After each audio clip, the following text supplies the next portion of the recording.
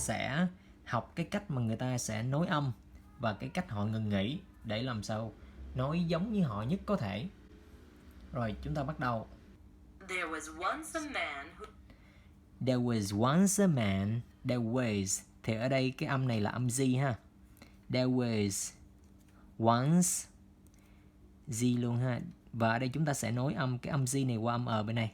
Chúng ta sẽ đọc là there was once a man. Rồi tiếp. who lived with his two sons.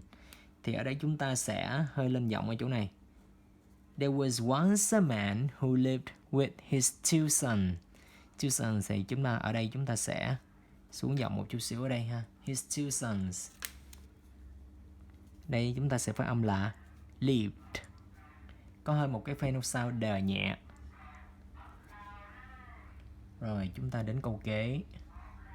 The two sons were always fighting with each other. The two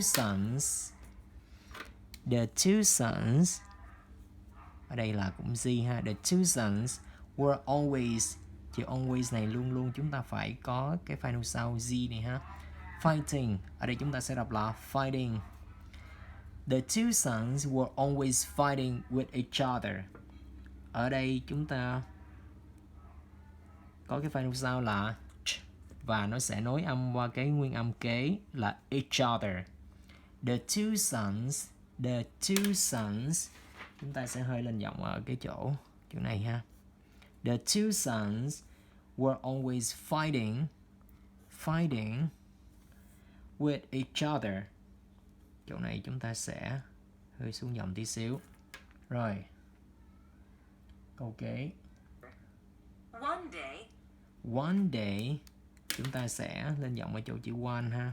One day the man decided to teach his sons a lesson. The man decided thì cái phần ed đây chúng ta sẽ phát âm là it decided to teach his sons a lesson. Ở đây cái âm Z này chúng ta sẽ nối âm qua đây. Sons a lesson. One day the man decided to teach his sons a lesson. Ở đây chúng ta sẽ lên giọng một chút xíu ngay chỗ cái chữ teach nha. Và lessons thì chúng ta hơi xuống chút xíu. Rồi, chúng ta nghe lại nè. The man decided to teach his sons a lesson. One day, the man decided to teach his sons a lesson. Rồi, chúng ta đến câu kế. The man gave his younger son two large sticks. The man gave his younger son two large sticks. The man his younger son two large sticks. Oh sorry. Okay. Rồi, ở đây chúng ta hơi lên giọng chỗ chữ the man ha. The man gave his younger son two, chút xíu lên giọng chút xíu, two large sticks. Okay. Two large, chữ two thôi. Chúng ta nghe lại nè. Man gave his younger son two large sticks. Two large sticks. Okay. Rồi chúng ta qua câu kế. He told the boy to break them. He told the boy to break them. He told, hơi lên giọng chút xíu chỗ chữ told. He told the boy to break them. Break them. Them chúng ta hơi xuống chút xíu ha. Break. Final sound. K. Break them. Rồi câu kế. The boy tried hard. The boy tried hard. Ở đây cái phần final sound là t, chữ đờ nhẹ thôi. The boy tried hard. The boy tried hard. But he could not break the sticks. But he could not break the stick. Could not. Hơi lên giọng chữ not ha. Break. Final sound. Break the sticks. Ở đây là S. The boy tried hard, but he could not break his leg. Stakes. The stakes, okay. The boy tried hard, but he could not break the sticks. The boy tried hard, but he could not break the stakes. Okay, câu kế. The older son also could not break the sticks. The older son also could not break, ở đây ha, break the stakes. Rồi. The older son, chúng ta sẽ hơi lên giọng ở chỗ chữ O nè. The older son also, lên giọng một chút xíu chỗ chữ O ha. Also could, chỗ này cũng hơi, cái âm chữ could này cũng hơi cao này. Not break the stakes, và chữ stake này chúng ta hơi xuống giọng chút xíu. The older son also could not break the stakes. Rồi chúng ta nghe lại. Also could not break the sticks. Rồi câu kế. At last, At last. Ở đây cái sau của nó có cả âm s và âm t. At last. Và nó lên chỗ chữ last. At last. the man gave only one stick to each son. The man gave only one stick to each son. Each. At last, the man gave only one stick to each son. At last, the man gave only one stick to each son. Only one stick. Chúng ta sẽ lên giọng chữ one ha. To each son. Chỗ này hơi xuống. He said, break. He said. Hơi xuống giọng chỗ chữ sad ha. He said. Final sound đờ nhẹ. He said, break them. He said, break them. Break them. Chỗ này nó hơi cao hơn chút xíu. Break them. Each son broke his stick easily.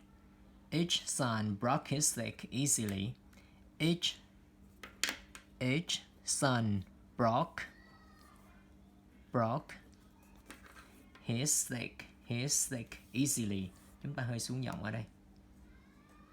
Each son broke his stick easily. Rồi, câu kế. The man said. Hơi lên chỗ chữ này ha. The man said. You are like these sticks. You are like these sticks. You are like these sticks. Ở đây hơi lên chỗ chữ R. You are like these sticks. These. Âm Z. Sticks. Âm S. If you work together. If you work together. If chỗ này hơi nói âm một chút xíu. If you work together. Together này chúng ta sẽ nhấn cái âm giữa chút xíu. Together. If you work together. No one can break you. No one can break you. No one chúng ta sẽ hơi lên giọng chỗ chữ no. No one can break you. Sẽ có một cái nối âm nho nhỏ ở đây. Break you. No one can break you. If you work together, no one can break you. But if you fight with each other, But if, nó hơi nói âm nhẹ chỗ chữ but và if ha. But if you fight with, âm t ở đây nó sẽ hơi nói với cái phần W ở đây. Sao là fight with each other. Rồi chúng ta nghe lại chỗ này. but if you fight with each other all the time. Lên giọng ở đây ha, lên giọng ở cái từ cuối all the time. But if you fight with each other all the time. One day, chúng ta sẽ hơi lên giọng ở đây. One day, someone will break both of you. Someone will break both of you. Someone, những âm đầu ở đây ha. Someone will break both of you. Break both of you. Chúng ta sẽ hơi nói âm chút xíu. Both of. Someone will break both of you. Rồi chúng ta nghe lại câu này. All the time. One day, someone will break both of you. Both of you. Câu kế nhé. After that lesson. After that lesson. Chữ lesson này chúng ta hơi xuống dòng ở đây ha. After that lesson. The sun stopped fighting. The sons stopped fighting.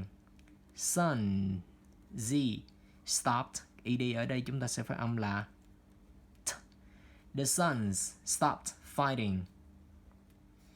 Fighting ở đây chúng ta hơi xuống dòng lại chút xíu. After that lesson, the sons stopped fighting. They started to work together. They started to work together. Hơi lên giọng ở đây ha. They started to work together. Và xuống giọng ở phần cuối. Work. Started. ED. Ở đây chúng ta phát âm là it. They started to work together. Ok. Alright. Bây giờ chúng ta sẽ nghe xem họ ngừng nghỉ ở đâu nha. There was once a man who lived with his two sons. The two sons were always fighting with each other. One day, the man decided to teach his sons a lesson. The man gave his younger son two large sticks. He told the boy to break them. The boy tried hard, but he could not break the sticks. The older son also could not break the sticks. At last, the man gave only one stick to each son. He said, "Break them." Each son broke his stick easily. The man said, "You are like these sticks. If you work together, no one can break you. But if you fight with each other all the time, one day someone will break both of you." After that lesson, the sons stopped fighting. They started to work together. Ok. Rồi bây giờ mình thử đọc lại một lần. Sau đó mình so sánh chút xíu đối với cái cách đọc của họ nha. Và chúng ta phải cố gắng làm sao đọc càng giống càng tốt. Ok, let's begin. There was once a man who lived with his two sons. The two sons were always fighting with each other. One day, the man decided to teach his sons a lesson. The man gave his younger son two large sticks. He told the boy to break them. The boy tried hard, but he could not break the sticks. The older son also could not break the sticks. At last, the man gave only one stick to each son. He said, "Break them." Each son broke his stick easily. The man said, "You are like these sticks. If you work together, no one can break you. But if you fight with each other all the time, one day, someone will break both of you." After that lesson, the sons stopped fighting. They started to work together.